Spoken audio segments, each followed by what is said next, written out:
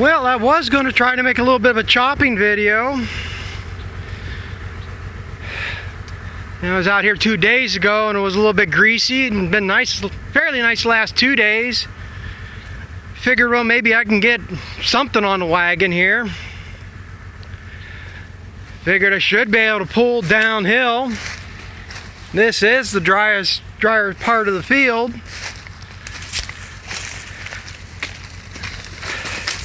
I said, this is where I tried to split the field here the other day. Them are the 2 rows I ran down. Oh, how far did I get? Well, I must have made it about the same spot here the other day. It's probably why I spun out there. But I ended up unhooking the wagon, chopping these 2 rows on the ground, running these 2 rows down to get in here, out of here. So I thought, well, maybe if I come the other way, coming down through here, without anything on the wagon, that's the chopper tire over there.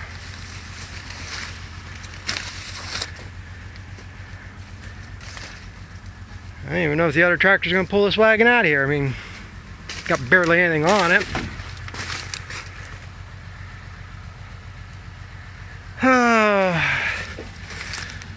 So I guess I'm going to say right now I'm not going to get any goddamn corn chopped. Anything up here. Like I said, everything up here is going to stand. Maybe once it freezes I can get the neighbor to combine it. But it's just supposed to rain tonight. They got thunder showers, scattered thunder showers tonight, rain showers tomorrow with high winds, and it gets rain possible Sunday.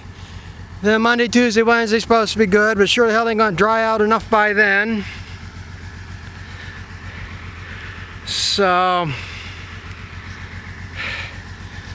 I mean, still regardless, corn down to my cousin's ain't any greener than this really, but it was planted 2 weeks later than what this was. And like I said, I still pretty much regardless got to chop that somehow. But like I say, I know the mother fields ain't gonna be any drier now. And that might be the best thing. Get these shelled off, put it in storage somewhere, wait for $7 corn next summer and sell it. Maybe I can afford to farm another year yet that way. But I just don't goddamn get it. Why I can't go anywhere. I even thought about going down to this end of the down further in this field. I mean, it's not wet all the way across there. I mean, it's got spots, and I figured usually this upper half of the field's the better half. I thought about trying to split it somewhere in the middle here. And like I say, if I can work it one way, but then I got to drive all the way around that piece, all the way back around. And along that other woods, it's greasy. I wouldn't be pulling much of a wagon up the hill to get back to over here. So, I don't know, like I said, I probably got maybe 15, depending on what the one strip of hay looks like. I might have 8 or 10 loads of hay to chop here yet. That's what I'm debating, whether first of the week here put the hay head on, go ahead and get that grass off, and then if it dries out by next weekend, put the corn head back on, finish that bag out with corn. I got to get at least another bag of feed here somehow. Or whether I should go down and see the neighbor, see if he wants to try it the first of the week. You know, he's gravel ground. I could go down there. But I don't know. I say I figured I've been able to go today, but had a personal obligation to go to today. And that's where I thought, well, I'll just go out there, I'll chop a load to have some to feed again.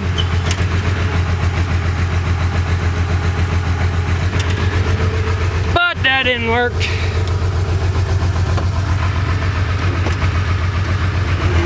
That's the thing now. I don't know whether if I get that wagon pulled out, whether I should try to chop something again. I don't think this other side's going to be any better.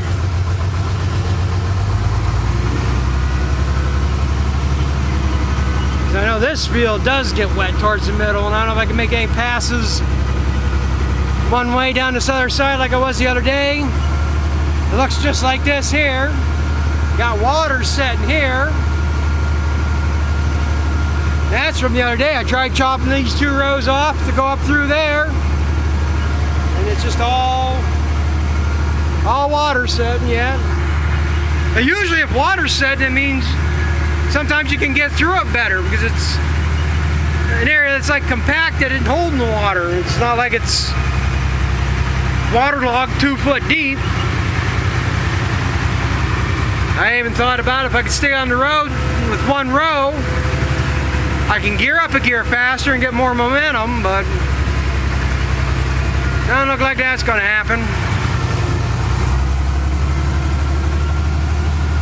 So I guess I'm pretty much going to say the hell with chopping any of this corn up here now.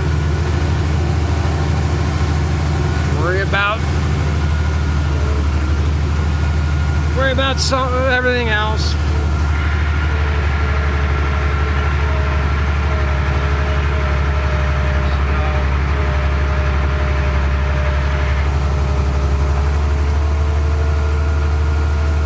I really need another bag of feed. What I got here is probably enough for 5 months, possibly 6. I don't think it's going to make it. It'll be 5 months. So that gives me, say, the rest of this month, November, December, probably got enough feed to get me into March. So I'd feel better if I had another bag of feed sitting here.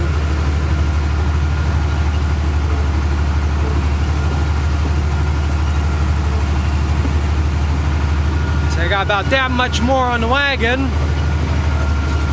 So I got about 4 days, maybe 5 days of feed there between that and the wagon. And that's what I chopped last Saturday. Today's Thursday.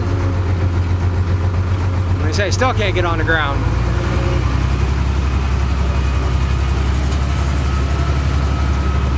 See everybody doing beans. Don't see many guys shelling corn unless that's all they do. We got one guy, it's corn after corn.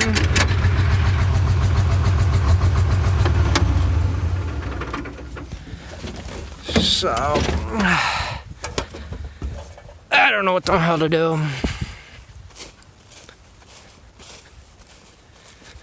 I hope I'm done with tires. I decided I'd hold off on a rim for this. Maybe I can pick up an old gravity wagon or running gear at an auction somewhere. It's got some decent tires I could use on here, but took this one off a hay wagon for now. I do still got to get a rim and a tire for my TMR mixer there. That rim rusted out. That rim was about $200, I think he said. Probably to get a good casing, probably about $300 by the time I get a new tire and tube. Good used tire. Went today and got tires for the truck. I figure I'm gonna get them now before we get the first snow and everybody's backed up and can't get in there, and before there's a shortage of tires like everything else. And as it turned out, these were the only ones that he could get for today that were available. I was looking at General Grabbers, and they had a couple different Coopers there, and he said they were all $220 in that range. And then he had a BF Goodrich that looked pretty similar to General Grabbers. They were almost $300. And I'd like to see a slightly smaller lug, but I mean, this tire's got some depth to it. These sipes are supposed to be cut all the way through. These are Delta Trail Cutters, AT4S's. Delta. These are an all-terrain said 55,000 mile warranty. It had 3-peak winter rating, whatever the hell that means. Hell, it's supposed to be a good winter tire. Well, that premium all-terrain. But yeah, I needed to get different tires for when I get that on the truck. Hopefully these are going to be better. I mean, every other tire I've had on this truck just can't go nowhere. These definitely be better off-road pulling into hayfields and stuff. That's the tires I had on everything. It's getting to the point of getting on wet grass I couldn't go. I even back out of the driveway and get on the fine stuff on the edge of the road, and I'd sit there and spin, taking off. So, but these were $193 a piece, so I didn't think that was too damn bad. So I say don't have to worry about it for winter now. This is only pissing me off here now. I've got fenders starting to blister through. And hell, it is. This is the side of the truck that was repainted here a couple of years ago, a year and a half ago. From that accident, they pulled out dents. That's just dust there. Pulled the dents out and repainted this side of the truck. Probably, like I say, I got something under the paint here now, or it's probably coming in from the back side. They got that seam there. Stuff gets down in, don't wash it out like it should. Pour oil down it. Used to say pour oil down your steak pockets, and it would get in there and run down them seams. But I don't know, that's true on these newer trucks. But yeah, I guess I gotta go see if I can get a wagon pulled out, load my chains up, and hopefully I can get that thing ahead. So, I guess thanks for watching, and we'll catch up with you later.